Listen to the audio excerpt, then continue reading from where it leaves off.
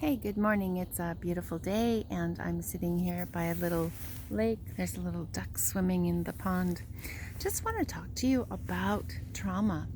Um, I'm Tamara Ridge. I'm a licensed marriage and family therapist. I'm a trauma recovery coach, a relationship coach. And I really do want to talk to you today about trauma because it always shows up in relationship. And why does it do that? It shows up in relationship because trauma happens in relationship. So even in those moments, sometimes you can think about traumas that might have happened in your life and think, well, gosh, no one was there. Or why didn't I do something differently? The reality is that's relationship. Even if it's relationship to yourself, the trauma is happening in context of relationship. Why wasn't someone there protecting me? That's the context of relationship. Why didn't I do something different? That's in relationship with self. So how does this show up?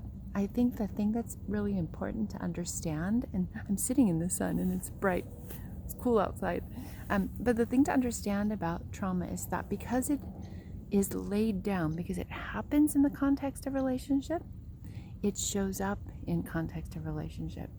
We do it in two different ways. One is we might recreate our trauma by getting in a relationship that looks an awful lot like the relationship where we were originally traumatized.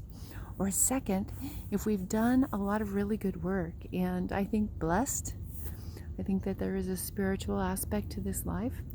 If we're blessed and do the work that we need to do to be able to heal our trauma to the extent that we can then develop a healthy relationship, trauma shows up there too. Because even though it's different, anything that is similar or that reminds us even a little bit about our traumas will actually show up in the best circumstances to challenge us to heal. That's what it does.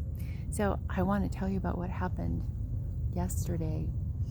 We've been on vacation since Christmas Eve, went up to St. George, Utah, and yesterday we decided that we would come back, and the traffic on the 15 was just ridiculous. It was telling us what should have taken maybe a 2-hour drive was going to take us 6 hours.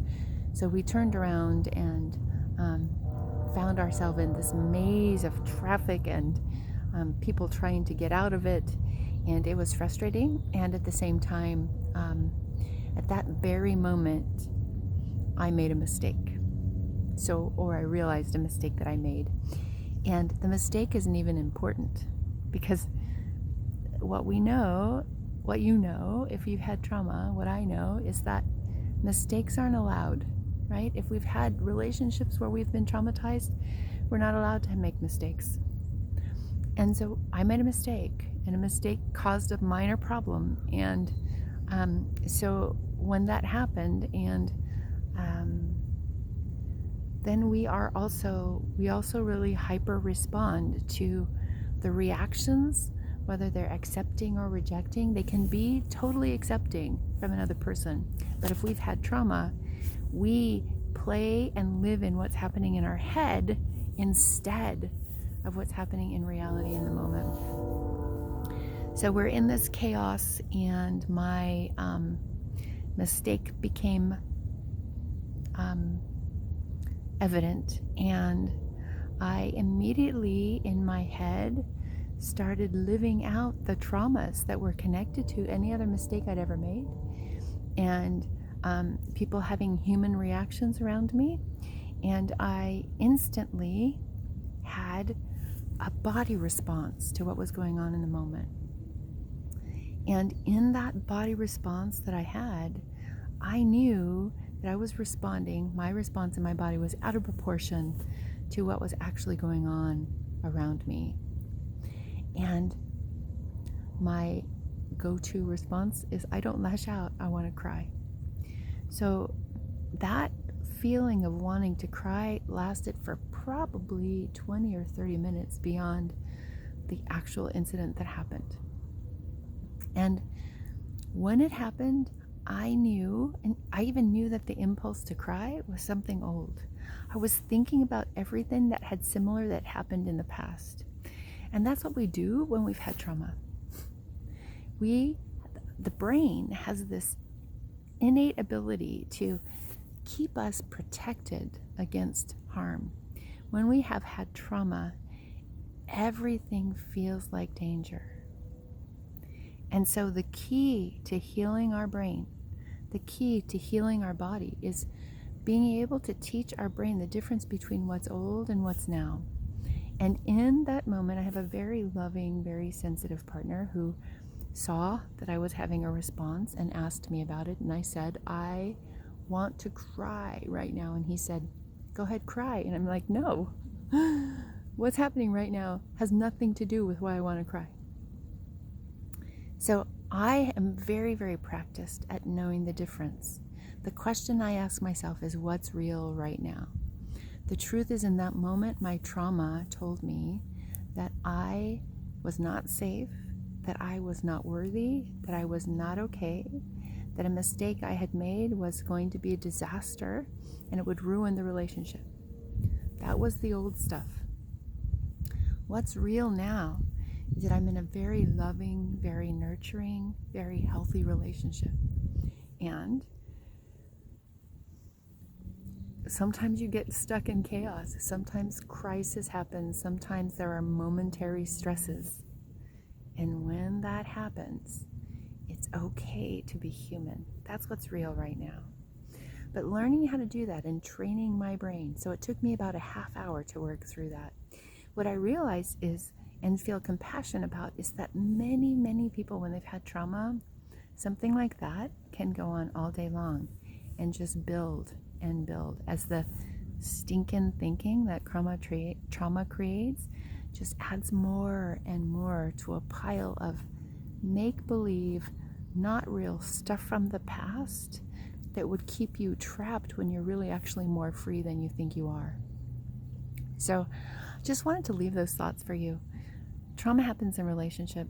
It doesn't matter whether your relationship is a recreation of old trauma or something very healthy and different. It's going to show up again because it's in your body. And knowing how to deal with that makes the difference between having a day that's ruined or having a few minutes, 30 minutes compared to a 24-hour day. It's nothing. To be able to soothe yourself and work through it and remind yourself that you're safe in a real, effective way. Therapists in my field, I've had lots and lots of trauma. And what I know is that therapists in my field, we typically will use two tools. One is catharsis. So in therapy, they'll get you to talk about the thing that made you sad. And yeah, I did some catharsis after I realized what was going on, and I shared it with my partner, and I took responsibility for all the stuff that's old that belongs to me. So catharsis has a part. But in therapy, it's mostly catharsis and distraction. And we need more than that. We need more than that. I have developed in my own healing process 6 steps to heal triggers, and have practiced it and seen my clients use it to make their lives better. And so I'm here to tell you that I know for sure that even when you find the relationship of your dreams, your trauma will show up waiting to be healed. And you can do it. Life is just too short to be stuck in trauma and pain and old difficulties from relationships that happen in context, trauma that happened in context of relationships. It just is. You deserve to be happy. I deserve to be happy. Happiness is part of what this life is meant to hold for us. So I wanted to leave those thoughts with you. Have a beautiful day. Be happy. Remember, in order to heal your trauma, you have to nurture yourself. Nurturing is a prerequisite. We can't heal without self-love. Some people think that self-love has to be in place. You can't heal. You have to heal first, and then self-love will come. Nope, gotta nurture first. Love you guys. Thanks for watching. We'll see you again soon. Be happy.